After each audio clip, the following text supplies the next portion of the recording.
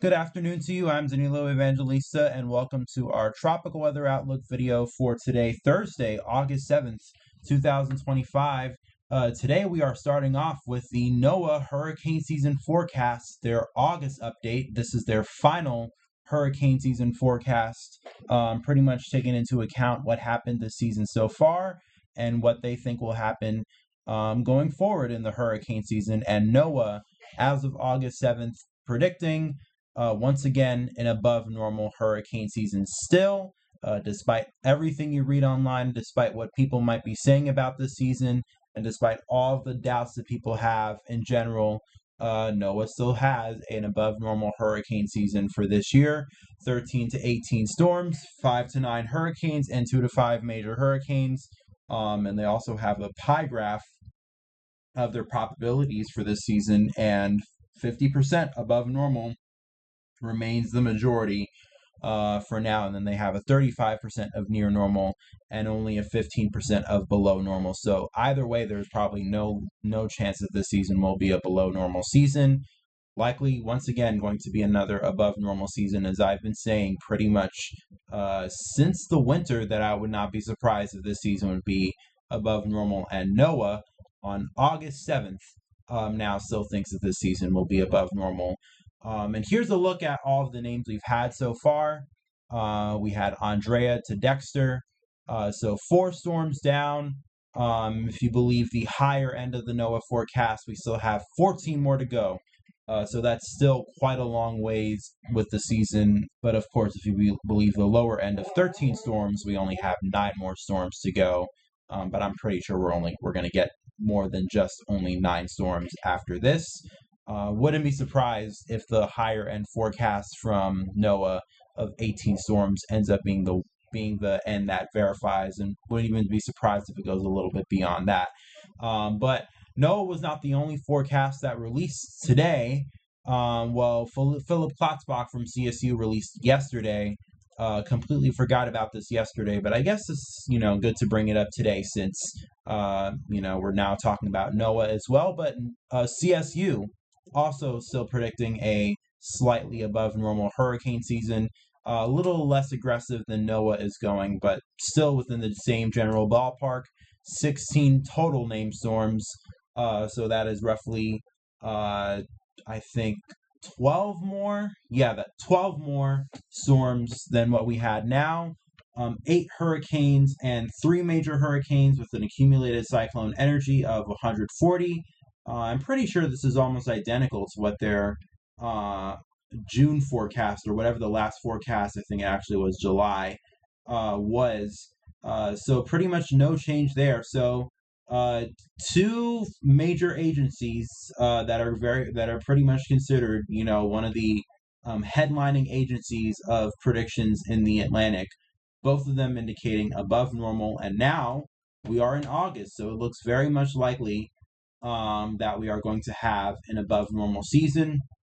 And just to really quickly show you what all of the forecasts now look like on the array of forecasts, now that we are pretty much all the way completely done with the season. And let me actually see if this refreshes. Looks like they've not added the NOAA forecast yet. But just to give you an idea of what NOAA actually forecasted back in May, 13 to 19 storms, 6 to 10 hurricanes, and 3 to 5 major hurricanes. So they're pretty much still in the same exact ballpark as they were in May. And CSU's last forecast was on July 9th, and they've pretty much remained with the exact same forecast as they've had before. And of course, we've had 4 storms so far. We had Dexter, which, looking at the National Hurricane Center homepage, last advisory was issued on it today with Dexter, now officially a post-tropical system, and it's actually strengthening a little bit as a post-tropical system, and it might actually, I think I saw the National Hurricane Center forecast from yesterday that they forecast this to become a hurricane-strength post-tropical system. And right now, maximum sustained winds are at 60 miles per hour, minimum central pressure 998 millibars. But of course, this will not be a threat to any land. And obviously, we won't really be talking about Dexter as a tropical entity anymore, since, according to the National Hurricane Center, it is no longer one. So, another named storm down, and we probably are going to have a few more things to talk about beyond that, and definitely a lot more things to come, even beyond what we just have on the tropical weather bulletin right now. We have an area off the southeast coast. Now, this is downtrended slightly, although the chance for development is still there, so I would not completely rule this thing off. But this is an area of interest here. 10% chance in the next 48 hours, 20% in the next 7 days.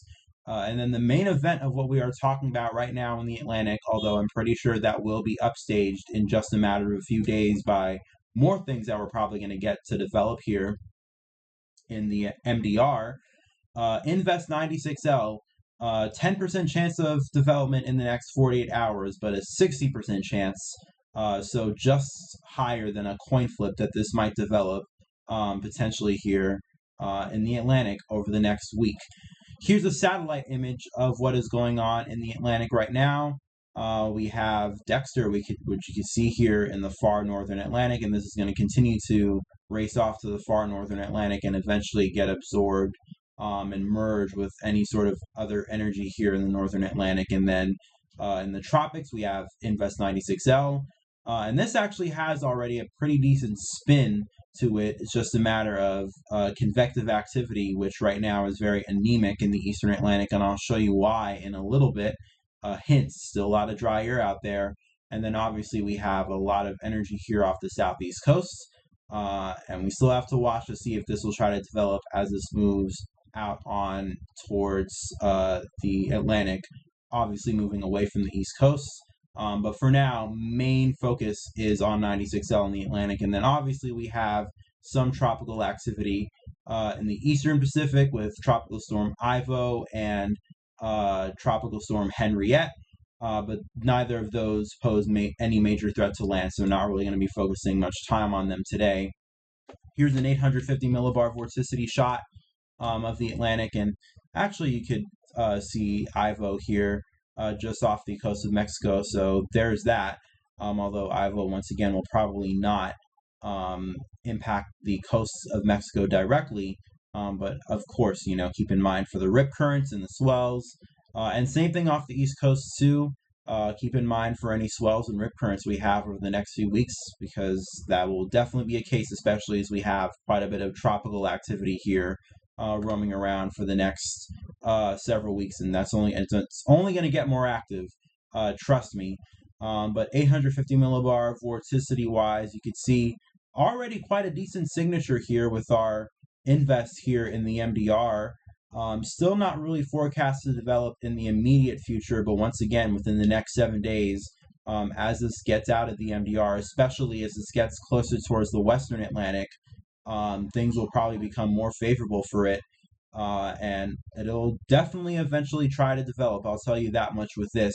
And obviously, too early to worry about the United States if this potentially does end up doing a change of track.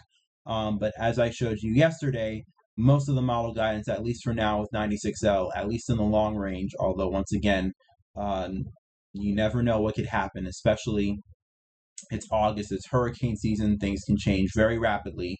But most of the track guidance for 96L is showing this taking a track well out to sea, away from any major land areas, except for maybe Bermuda. Maybe they might have to watch over the next several weeks. So why is this not necessarily a threat right now? And why is this not becoming and on its way to becoming a powerful long-tracked hurricane, especially like you've probably seen on some of the model runs in the past few days that the models have been showing over the next few weeks? Well, pretty much is summed up by this map here. Dry air, especially mid-level dry air, still prevalent throughout the entire Atlantic basin, especially out here in the deep tropics. It's still early August. We are still only in the first week of August, about to enter the second week, but still, it's only early August. We still have ways to go before the atmosphere becomes extremely primed and ready for development. But here's Ben Knoll. He tweeted this morning. And he said that after a forcing pattern that's very conducive for hurricanes in mid to late August, the JMA shows rising air returning to the Atlantic in September. And this is a bit different and faster than other models, but may be a result of La Nina-like patterns in the Pacific. And that's very key here.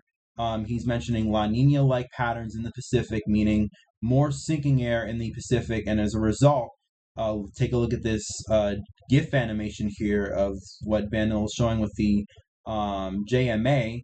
That's the model that he is showcasing here.